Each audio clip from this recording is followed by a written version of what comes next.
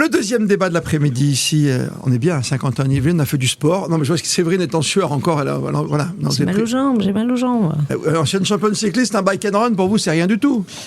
J'ai vieilli.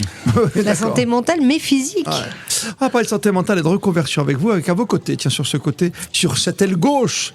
Par rapport à mon corps. Ici, en tout cas, un champion de rugby qu'on aime beaucoup, qui nous rejoint aujourd'hui ici à Saint-Quentin-en-Yvelines, c'est Baki Maïté. Bonjour à vous. Bonjour à tous. De l'autre côté, une jeunesse triomphante avec Younes qui nous rejoint. Bonjour. Salut Younes. Et puis, on a quelqu'un qu'on connaît déjà un peu sur Radio Sport. Voilà, c'est Bilal qui nous rejoint. Pas du tout champion, hein, toi, c'est santé mentale. Pas du tout champion, exactement. Santé mentale et dans les coulisses. Dans les coulisses. Préparation mentale et physique, bien sûr. On est dans un événement qui s'appelle le Bike and Run. C'est la base pour retrouver ses forces, quand même, Séverine, vous qui êtes une femme d'entreprise. Est-ce que c'est la base pour se reconstruire, pour repartir, quand on a arrêté la carrière ou quand on a envie d'en démarrer une ? Je dirais que le mouvement d'équipe, comme je dis, j'ai un sport individuel qui se pratique en équipe, et quand vous avez envie de reprendre une activité physique, justement, après une carrière de championne et de femme d'affaires, il y a le côté agréable de retrouver des anciens champions, donc ça stimule la tête, et puis c'est quand même en douceur. Voilà, même si j'ai eu très mal aux jambes pour la première fois. Je suis allé vous voir. J'ai vu. Même cadence. 90 tours minutes. Et après, pour les 15 tours du vélodrome ? Alors, je suis restée raisonnable, parce que j'ai fait un PRP il y a 15 jours. Donc, marcher, courir, Bilal pour le dire, c'est tranquille. C'est la base. C'est vrai, c'est un des protocoles de reprise les plus recommandés. Exactement. C'est une très bonne astuce. Marcher, courir. Exactement. Et c'est combien de temps la reprise ? C'est 20 minutes ? Alors, ça dépend des pathologies, malheureusement, mais 20 minutes, c'est pas mal. C'est déjà pas mal. Et marcher, c'est 10 000 pas. Exactement, recommandation. Et les fruits et légumes ? Non, les fruits et légumes, on peut aller très très loin. En revanche, j'ai une équipe de rugby, tu vois, moi chez moi, et je cherche quelqu'un pour jouer avec moi, tu vois, pour pousser un peu la mêlée, quoi, déjà, tu vois. Baki, rugby, combien de temps ? 15 ans. 15 ans au Stade Français, à Carcassonne, à Béziers, Massy. Carcassonne. Ouais. C'est beau, hein ? La cité, magnifique. D'accord. Et reconversion aujourd'hui ? Aujourd'hui, je travaille dans les assurances de personnes. Et j'entraîne aussi. Ah, quand même. On garde la fibre, hein, c'est ça, hein ? Obligatoirement. Ouais, vous, le vélo, vous touchez sur le vélo automatiquement ? Pas du tout. Non. Pas du tout. J'ai arrêté ma carrière, j'avais 31 ans, j'ai repris mes études, j'ai fait le MIT aux États-Unis et j'ai monté 4 sociétés. Oui, on va parler de ces sociétés. Voilà, et en parallèle, j'avais un souhait, c'était d'aider d'autres athlètes, mais que des femmes. Désolé, messieurs. Léna Egan fait partie. Est-ce que vous voulez me demander des sous après pour monter leur entreprise ? Ouais. Non, d'accord, ok. On peut discuter. Non, j'ai monté un programme qui s'appelle le Palatine One Project avec des athlètes ou ex-athlètes femmes qui souhaitent ou qui sont déjà chefs d'entreprise, et je les accompagne pendant 3 ans. Ça, c'est mon hobby à côté du business, et il faut savoir redonner. Pour moi, ça, c'était important. 2 reconversions, donc. Vous, Younes, c'est ancien sportif, vous aussi, avant de faire des vidéos à droite, à gauche ? Toujours en actualité. Moi, je suis ancien judoka de haut niveau, et je me suis reconverti en athlète. Du coup, j'ai fait une reconversion déjà d'un sport. Vous faites quoi comme deuxième discipline ? Je fais du sprint maintenant, je fais du 100 mètres. Ah oui, quand même. Ça fait plusieurs années maintenant. Judo et 100 mètres. Et judo et 100 mètres, c'est une drôle de reconversion. Ouais, c'est pour ça, mais il y a une histoire derrière, et ouais, du coup, aujourd'hui, toujours actif. En tout cas, j'essaye de battre mon record, et j'ai mon prochain 100 mètres dans une semaine. Là. Et le record, c'est ? Mon record, moi, je suis à 10,44. Ah, comme Usain Bolt. Ça fait, à peu près. Je suis à quelques. C'est une poignée de. On a ça d'écart. On oublie Usain, ouais. Mais qu'est-ce qui vous a motivé de passer parce que le judo, sport intérieur, tatami, pyjama, là, kimono, pyjama, ouais, effectivement. Non, mais moi, ça reste mon sport de prédilection. Le judo, c'est le sport qui m'a tout appris en vérité dans ma vie. C'est une école de vie, c'est une vraie école complètement. de vie. Ouais. Comme le sport, en vérité, je pense que chaque sport à sa manière est une école de vie. Non, mais le judo, tu l'apprends quand t'es petit, tu vois, tu démarres. Ouais, complètement. Voilà. C'est couleur devant toi. T'apprends à chuter avant même de faire chuter l'autre. Donc déjà, c'est déjà une philosophie. Apprendre à tomber et se relever, quoi. Complètement. et du coup, non, en regardant les JO, en fait, j'avais arrêté le judo parce que pendant le Covid, les dojos étaient fermés. J'ai regardé les JO de Tokyo qui étaient, on était tous enfermés, on regardait tous les JO, je pense, à peu près. Et moi, j'ai regardé le 100 mètres et je sais pas pourquoi, j'ai eu une illumination. T'es allé courir? Je suis allé courir, je suis allé tester dans la piste qui était en face de chez moi, à Porte de Pantin. Et j'ai essayé, ça m'a plu et j'ai pas arrêté depuis en fait. C'est pas le même effort, Bilal, si je me trompe pas quand même, quand tu fais du judo que tu passes aux 100 mètres. Alors c'est pas, oui, c'est très différent. Toi qui es coach. Hein. Mais physiologiquement, si on va plus loin au niveau filière énergétique et les qualités physiques nécessaires à la production de force de manière assez explosive, puissante, etc. Il y a des similitudes quand même physiologiques. Ouais. D'accord, tu es préparateur. T'as pas été champion de haut niveau, sans vouloir te vexer? Alors non, pas du tout, pas du tout. Un et petit pourtant, niveau tu conseilles des grands amateur, mais champions. maintenant je conseille des champions effectivement. Mais voilà, effectivement, plus sur la partie théorique, méthodologique. J'ai pas fait suffisamment mes preuves sur le terrain et je m'excuse auprès de vous tous parce que vous m'inspirez beaucoup. mais voilà, effectivement, on est plutôt dans l'ombre. Tu es crédible? Je suis crédible. En tout cas, j'ai l'air crédible, mais je travaille pour, j'ai travaillé pour et j'ai la chance d'avoir la confiance de, comme vous l'avez dit, de champions. Et joueurs de Ligue 1 par exemple, joueurs de foot. Tout à fait, plusieurs joueurs de foot, des nageurs. J'ai eu la chance de bosser avec des basketteurs aussi et dans tout un tas de sports. Et ce que j'aime beaucoup, c'est la diversité d'ailleurs des profils que je peux accompagner. Ouais, Jeux paralympiques aussi. Alors, Jeux paralympiques, alors indirectement avec des athlètes en situation de handicap et notamment Théo Curin que j'accompagne depuis plusieurs années. Un champion olympique pour nous. Et c'est un champion olympique. On va parler des critères, pourquoi il n'a pas fait Paris, hein. On va pas s'embêter avec ça, mais c'est terrifiant. Ouais. Mais exactement. Ça, c'est hallucinant quand tu as déjà un tel handicap, hein, d'être quadri-amputé, de ne pas pouvoir disputer les Jeux chez toi alors que tu les as fait avant au Brésil, hein, par exemple. Exactement. La reconversion, c'est quelque chose qu'on appréhende. Vous, Baki, à quel moment vous vous êtes dit il faut que j'aille faire autre chose? Vous l'avez commencé en même temps, en parallèle, à vous préoccuper? Je l'ai préparé effectivement avant de faire ce que je fais aujourd'hui. J'ai basculé sur l'aide et la préparation des joueurs de rugby. D'accord. Donc, j'ai été agent de joueur de rugby pendant 3 ans, où j'accompagnais effectivement Antoine Dupont. Il était dans la même boîte que moi, mais il était accompagné par un collègue. Mais l'idée, c'était vraiment ça. C'était accompagner des sportifs, des mecs avec qui j'ai joué, des jeunes joueurs qui sortent de centres de formation, leur donner aussi des conseils qu'on m'a pas donné moi et essayer de leur faire éviter certains écueils. Qu'est-ce qui vous a manqué? Ce qui nous a manqué, les conseils, effectivement. Oui, mais quel conseil aujourd'hui, maintenant, avec le recul? L'accompagnement au quotidien. Alors, autant le rugby, c'est un sport éminemment collectif, autant la gestion d'une carrière, il faut que ce soit quelque chose de très, très, très personnel et très individuel. Quand on mène sa carrière, c'est quelque chose qui dure pas très longtemps. Il faut faire les bons choix. Et souvent, les jeunes sont mal accompagnés et font des choix par défaut ou sont induits en erreur. C'est là qu'on m'appelle et qu'on me dit « Passe-moi le téléphone de Séverine, qui est là. » Comment ça se passe quand vous rencontrez un Baki ou un autre champion comme ça qui a besoin d'un conseil pour se lancer et pas rentrer peut-être dans une entreprise, mais dans sa propre boîte? Déjà, prendre le temps de l'écouter, de comprendre qui il est, déjà en termes de personnalité, parce que je pense que c'est la base, ne pas le juger, comprendre son histoire, d'où il vient, sa famille, ses études, qu'est-ce qu'il a envie de faire, comme je dis, qu'est-ce qu'il ne veut plus faire et qu'est-ce qu'il ne supporte plus. Prendre le temps aussi d'échanger avec son environnement, parce que je pense qu'un athlète, il faut aussi prendre le temps de connaître de qui il est entouré, parce que les gens qui l'ont accompagné en tant qu'athlète ont beaucoup apporté aux autres, et puis lui faire comprendre que c'est juste une question de passerelle, en fait. On dit bien souvent, on voit tellement d'athlètes ou de sport, d'hommes d'affaires et des femmes d'affaires qui sollicitent les sportifs parce que c'est la clé du sport santé, mais in fine, les gens ne se comprennent pas forcément. Donc c'est vraiment prendre ce temps-là et puis à partir de là, bâtir un projet professionnel. Moi, je parle pas de reconversion. Ce que j'aime, c'est de dire commencer à envisager l'après-carrière. C'est une nouvelle carrière. C'est vous avez un nouveau chapitre, un nouveau livre. Oui, mais c'est comme les gens, les militaires ou les gens à la SNCF ou chez Michelin. Ils ont une première carrière. Physiquement, ils sont assez. C'est des. Parce que chez Michelin, on s'arrête tôt.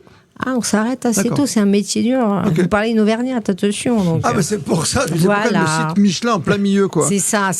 Les cyclistes, Michelin. Non, mais plus sérieusement, c'est vrai que c'est dans des environnements industriels, on prend le temps, on arrête assez tôt et on se prépare. On va prendre notamment les militaires. Oui. Et un sportif, c'est vrai qu'on n'a pas un système, mais c'est mondial, en fait. Vous voyez, pendant les Jeux, au niveau des Américains, il y a un partenaire qui a décidé de donner de l'argent à des athlètes pour leur reconversion. Et ça, c'est nouveau, ça s'était jamais arrivé. Donc, prendre le temps. Je vous coupe, mais donner des sous, est-ce que c'est vraiment une finalité? Non. Il le faut, l'argent, mais voilà. Alors, il y a une philosophie derrière, il faut bâtir quelque chose. Et moi, je suis plutôt partisane de prendre le temps, plutôt que donner du riz, apprends à cultiver le riz. Ah. Et aujourd'hui, c'est donner toutes les clés, surtout les générations qui arrivent, et au-delà de ça, l'IA, le côté connecté. Un athlète, il va très vite. Si on lui explique, on lui donne des clés, il est performant. Et je veux dire, quelles que soient les études de sa carrière, exactement. On est champion, on l'est pas, quoi. Okay. Ouais, enfin voilà, le sport génère ça. Donc si on vous amène les bons outils, C'est comme dans le sport, dans nos sports en fait. Donc après, c'est vrai qu'on est dans un pays où la considération, quand on devient un homme ou une femme d'affaires, ou qu'on veut être un positionnement salarié important, on va pas forcément être écouté. Moi, les choses qui me tiennent à cœur, c'est un athlète, il a avant tout une tête, de bras, de jambes comme tout le monde. Oui. Et il faut prendre le temps de le respecter, l'écouter, mais en même temps, je pense qu'il faut que les athlètes comprennent qu'à un moment donné, on n'aura plus tout gratuit. C'était une période de la vie. On va pas vous donner un boulot comme ça. Oui. Il y a le respect aussi de l'employeur, il y a le respect d'autrui. Et c'est une question de clé On n'a d'environnement. jamais rien sans rien. Exactement. Par la force des choses. Donc, les contrats que vous passez, justement, ils sont en osmose avec la philosophie de l'entreprise, bien sûr. Exactement. Ils sont complètement connectés. Moi, j'aime bien cette façon de penser. Vous êtes plutôt actif désormais sur des réseaux sociaux, m'a-t-on dit, il n'y a pas si longtemps. Tout à fait. Ouais, qu'est-ce que vous faites de beau, Younes ? Moi, je parle de mon parcours en tant que sportif, Ouais. parce que du coup, en fait, on n'a pas l'habitude de parler des coulisses en fait du sport de haut niveau. Donc moi, j'arrive peu à peu entre guillemets au port du haut niveau dans l'athlétisme, parce que moi, je les ai connus dans le judo, mais pas dans l'athlé. Donc forcément, j'en parle, je raconte un petit peu tout ça. Et en fait, moi, j'ai beaucoup aimé la démarche Séverine, c'est ça ? Oui. La démarche de Séverine, parce que justement, en fait, parce qu'on parle de santé mentale aussi un petit peu. Et en fait, je trouve que la reconversion de la santé mentale, ça s'inscrit, en tout cas moi, comment je le perçois, vers une, on va dire on essaie de s'affranchir un petit peu du Younes athlète et pas uniquement de se décorréler en fait sa personne de ses résultats. Dans le sens où moi, par exemple, quand j'ai commencé l'athlétisme, quand je faisais une course à 100 mètres et qu'à la fin je voyais écrit 11,50 par exemple, je battais pas mon record, mais en fait tout de suite, toute ma vie répondait à l'émotion que j'avais ressentie quand j'avais fait ce chrono-là. Et en fait, je trouve que savoir décorréler sa personne de ses résultats, je trouve que d'un point de vue santé mentale et même dans la reconversion, c'est hyper important. C'est pas facile à faire. C'est pas facile parce que surtout quand tout est sponsor, tout est supporter, tout est, tout l'énergie au quotidien que tu reçois dépend de tes chronos ou de tes résultats de tes matchs. Mais arriver à décorréler ça permet justement de s'affranchir et cultiver les autres parties de soi. Et en fait, le Younes athlète, c'est qu'un Younes parmi tous les autres Younes en fait. Et du coup, moi, aujourd'hui, il y a le Younes entrepreneur, le Younes créateur de contenu et le Younes athlète. Et si le Younes athlète il va pas très bien, je vais voir dans les autres Younes quoi, en gros. Et vos défis dont on m'a parlé il y a pas si longtemps. Ah oui, en fait, donc moi, je fais beaucoup de vidéos, mais on va dire le but ultime de mes vidéos, comme je parle souvent, c'est de faire bouger les gens et faire des événements. Avant, j'avais pas forcément la force de frappe et l'énergie, le temps de pouvoir créer des événements. Là, aujourd'hui, j'ai la chance de pouvoir, il y a beaucoup de gens qui me suivent, donc ça me permet de faire de belles choses. Et effectivement, j'ai organisé un premier événement où, comme le disait Lénaïg, en fait, il y a beaucoup de gens qui pensent que ils peuvent être capables d'être plus rapides qu'une femme entraînée, sur le 100 mètres notamment, alors que moi, pertinemment, je sais, et puis toutes les personnes de l'athlétisme savent que, techniquement, non. Mais encore faut-il le prouver. Donc j'ai réuni effectivement 100 personnes qui pensaient en tout cas être capables de le battre, de la battre, pardon. C'était pris une sportive de haut niveau. Et finalement 98% des athlètes présents n'ont pas réussi à la battre. Donc ça c'était concrètement. Après, il y a des sports différents, c'est ça quoi. Il y avait tous les sports qui étaient présents. On avait des combattants, on avait des sportifs du foot, du basket, du rugby. Je crois que dans les personnes qui ont réussi à la battre, il y avait un rugbyman par exemple professionnel. Ah, c'est Baki. Qui était c'était Baki qui était là. Exactement. Très rapide sur 100 mètres. Attention. Et du coup, je organise un deuxième événement un peu dans la même idée demain, du coup au stade Charletti. Donc j'ai réservé le stade de 15h à 18h. D'ailleurs, si les gens veulent venir, c'est il y a de l'argent, monsieur, il y a de l'argent. Alors c'est gratuit. C'est gratuit. Les spectateurs, c'est gratuit. On a loué ça sur fonds propres. Et en fait, l'objectif là cette fois-ci, c'est le 400 mètres. Et parce qu'il y a beaucoup de personnes qui pensaient que c'était facile de courir le 400 mètres en moins de 10 minutes. Qui, alors quelle demoiselle alors? Alors il y a Alex Déo, tout simplement la championne de France du 400 mètres, qui a un record en 50-94, qui sera là. On a ramené aussi d'autres athlètes de l'équipe de France masculine aussi qui seront là. Mais aujourd'hui, on est moins sur le sport féminin. Demain, c'est plutôt le handicap, parce on fait un partenariat avec le comité régional Île-de-France d'handisport. Donc on aura une personne aveugle qui va réussir à faire le 400 mètres en moins d'1 minute. Accompagné avec le petit avec un guide, ouais. et du coup pour voir ça, faudra être là demain quoi. En gros. Ah merci quoi, on n'en saura pas plus. Faut être là à Charletti demain. Mais bon, il y aura les vidéos. Univers sur Instagram, si tu veux voir les vidéos, je te les envoie. Ah ouais, attends, je vais m'abonner tout de suite. Cette mentalité, cette force, vous la connaissez au quotidien. Vous vous occupez d'un garçon comme Théo Curin. Cette mentalité de champion. Moi, je vous ai vu sur des vidéos, je vous ai vu faire l'Irox, par exemple. Faire un Irox, vous savez ce que c'est qu'un Irox, tous autant qu'on est là aujourd'hui, ici, à 50 ans en Yvelines. C'est une force incroyable. Sans bras, sans jambes, de pouvoir rivaliser presque avec vous, est-ce que je peux me permettre? Ouais, complètement. Alors, j'ai la chance d'être en équipe avec lui. Alors, il m'aide plus qu'on est en concurrence absolue. Vous faites les mêmes exercices? Exactement. En fait, nous, on a fait le choix alors pour la petite histoire, c'était sur un des défis sur lequel je l'ai entraîné. un matin au petit déjeuner, je lui parle de l'Aerox, donc ça commençait à arriver tout doucement en France. Je crois que c'est une nouvelle voiture, non? C'était un peu cette discussion-là. Je lui montre quelques vidéos de ce qui se fait en Allemagne au départ et un petit peu dans quelques villes, dans plusieurs coins de la planète. Et il me dit, écoute, arrange-toi avec eux, après ce défi, on en fait ensemble. Donc j'ai revendu les petites places que je m'étais achetées en individuel et je lui ai dit, ok, on va le faire ensemble. Et donc j'ai effectivement contacté Aerox pour voir les adaptations qui étaient possibles de mettre en place. Ouais. Mais voilà, on a parlé un petit peu des Jeux paralympiques tout à l'heure, mais on sait que les classifications sont compliquées et c'est en partie pour ça que Théo avait arrêté d'ailleurs et a décidé de créer ses propres défis. Et là, voilà, sur un sport naissant comme l'Aerox, ils ont un rulebook très conséquent de règles d'adaptation spécifique en fonction des handicaps, mais on n'est pas encore totalement au fait. Et donc voilà, donc j'ai proposé les adaptations qu'on avait pu nous expérimenter déjà par le biais de la préparation physique en salle, et donc j'ai amené tout doucement des adaptations spécifiques qu'on a tenté ensuite ensemble, qui ont été validées ensuite par Aerox, et on a la chance de pouvoir concourir avec des binômes valides, et on fait des temps et des chronos qui sont assez cohérents, donc je suis très content. Je suis bluffé. Baki, ça c'est la force du champion quand même. Hein. Ouais, bah oui, j'ai eu la chance de rencontrer en plus, de les rencontrer ensemble. Ah oui, on en a discuté et c'est clairement impressionnant, et je salue aussi ce que fait Younes par rapport à la visibilité qu'on apporte sur le ça c'est merveilleux ce que fait Younes à Charletti, handicap, et ça c'est des choses qui sont vraiment importantes pour le sport en général. On a eu une image du sport très fermée, des hommes majoritairement, des pulls à sueur dans leur coin, quoi. Voilà, et qui aujourd'hui donc on ouvre vraiment le champ des possibles, et il faut qu'on ait cette visibilité sur le sport, sur l'handisport, mais pas que, en fait, effectivement, on parle de santé mentale. Au rugby, nous, on développe un rugby pour tous, rugby adapté. Rugby fauteuil aussi. Voilà, il y a le rugby fauteuil qui est le plus connu. Il y a aussi le rugby adapté pour des gens qui sont déficients mentaux, des choses comme ça. Donc, c'est vraiment des choses des choses à encourager vraiment aujourd'hui. Ouais, tu parlais, Younes, de personnes atteintes de cécité. Moi, les Jeux Olympiques d'hiver, quand on voit les skieurs, les skieuses, c'est juste hallucinant de prendre le départ d'une course comme une descente ou un super G, d'aller jusqu'au bout. Ouais. C'est cette force-là qui est intéressante aussi pour les entreprises, pour conclure ce débat, Séverine, le fait d'engager des gens avec une telle capacité, une telle force pour ton entreprise, c'est un plus automatiquement. Je pense que les athlètes, on a le mot qui colle aussi à notre état d'esprit, c'est résilience en fait. Oui. Je pense que dans l'actualité qui est la nôtre, c'est la clé en fait, c'est-à-dire que on a eu, notamment avant les Jeux Olympiques, beaucoup d'athlètes qui allaient pitcher, c'est quoi les clés de la réussite, mais je pense qu'aujourd'hui, les athlètes ou ex-athlètes, ils doivent donner aussi l'envers du décor, parce que ce que les gens attendent aussi dans l'entreprise, qui plus est avec le monde dans lequel on vit,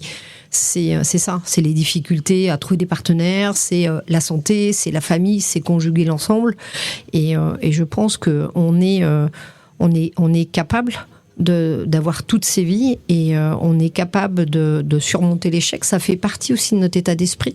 C'est échec égale expérience, et je pense que c'est aussi ça que les gens ont besoin d'entendre dans notre monde et dans l'entrepreneuriat aujourd'hui. Parce que pas trop parler d'échec aujourd'hui. C'est pas vendeur de dire ouais j'ai raté ça. Non. En France, s'en cache. Alors en France, bon, de toute façon on l'a toujours dit. Là, en France, c'est quelque chose qui est compliqué, mais la France est quand même un pays où il y a le plus d'entrepreneurs et de TI. Et quoi de mieux un entrepreneur, c'est un athlète. Et un athlète aujourd'hui, surtout les générations qu'on voit, c'est un entrepreneur. Après, c'est vrai qu'on compte pas ses heures. On peut se lever le matin, c'est top, et puis le soir, c'est compliqué. Ouais. Et je pense que c'est aussi ça. C'est dans le monde dans lequel on vit. C'est l'athlète demain qui est accompagné. Il faut pas qu'il ait peur de ça. Alors c'est sûr qu'il aura toujours peur d'être jugé, mais je pense que la force aujourd'hui de nos montres et l'après-jeu, c'est ça. Je vais vous rencontrer. L'après-jeu où il n'y a pas eu beaucoup de sous pour le sport non plus. Ouais, mais on en a enlevé au ministère, et pour aller chercher des sponsors aujourd'hui, c'est compliqué. On a dit que les Jeux Olympiques devaient être portés par les athlètes. On les a mis au cœur d'un système. Oui. On a vu plein d'entreprises créer justement des pôles d'athlètes. Et le lendemain des Jeux, ces pôles se sont arrêtés. Alors après, j'imagine que les athlètes avaient des contrats avec Peut-être qu'ils s'imaginaient que ça allait continuer. Et c'est ce qu'on évoquait tout à l'heure. La problématique, c'est que donner simplement de l'argent ne suffit pas. Je pense qu'il est important de leur donner les clés. Et un athlète, il n'est pas plus con qu'un autre pour savoir gérer son business, son argent. Je pense que ce qui est important aujourd'hui, c'est l'éducation financière. C'est de l'accompagner là-dessus. C'est ça le plus important. Exactement. Voilà. Et qui n'ait pas de soucis. Et là, Bilal, vous êtes là, comme Younes, pour nous motiver. Et vous, il y a toujours le sport d'équipe qui est derrière. C'est ça qui est bien, parce que l'esprit rugby, il est là. Les valeurs de l'Ovalie, alors, on en parle souvent. Mais c'est vrai que c'est très intéressant de travailler aussi en groupe et d'être protégé aussi, quelque part. Je pense qu'en plus, le monde de l'entreprise, Séverine, elle a parfaitement raison. Le monde de l'entreprise a une vraie appétence pour les sportifs de haut niveau. Parce qu'effectivement, on est des gens qui ont des capacités qui sont un peu au-dessus de la moyenne, qui sont transposables dans le monde de l'entreprise. Et souvent, l'erreur qu'on fait quand et ça m'est arrivé pendant ma carrière, vous savez, on a plein de partenaires dans les clubs, on a des sponsors, des gens qui viennent, et souvent, quand vous êtes blessé, par exemple, vous devez aller serrer des baluches avec les partenaires et tout, et on y va un peu à reculons. Et moi, c'est quelque chose que j'ai compris assez tôt. C'est que c'est vraiment ces moments-là sur lesquels il faut capitaliser, notamment dans mon sport, qui est le rugby, qui n'est pas le football. On n'a pas les mêmes moyens, donc nous, une fois qu'on a fini notre carrière, il faut aller travailler. Oui. Et les rencontres que l'on fait avec ces chefs d'entreprise, ces partenaires et tout, etc., peuvent nous permettre derrière effectivement, cette après-carrière, de préparer cette après-carrière, parce que la réalité, c'est que une fois qu'on a raccroché les crampons, le maillot, etc., et ouais, on est tout seul. Et surtout, les portes qui s'ouvraient parce que vous étiez athlète ne s'ouvre pas aussi facilement lorsque vous ne l'êtes plus. Donc, si j'ai un conseil à donner effectivement aux jeunes athlètes ou aux athlètes qui sont au sommet de leur carrière, c'est de capitaliser sur ces moments-là avec les partenaires, avec les chefs d'entreprise. Allez voir Séverine, allez voir Bilal, suivez Younes, et c'est vraiment super ce que tu fais à Charletti sur tes fonds propres, d'offrir cette piste et ce grand défi, on le rappelle. Merci à toi Younes. Merci. Salut Monsieur Bilal. Au revoir. Baki. Merci beaucoup. Et Séverine, merci d'avoir participé à ce dernier débat. Plaisir. Ici avec Radio Sport au Vélodrome National de Saint-Quentin en Yvelines.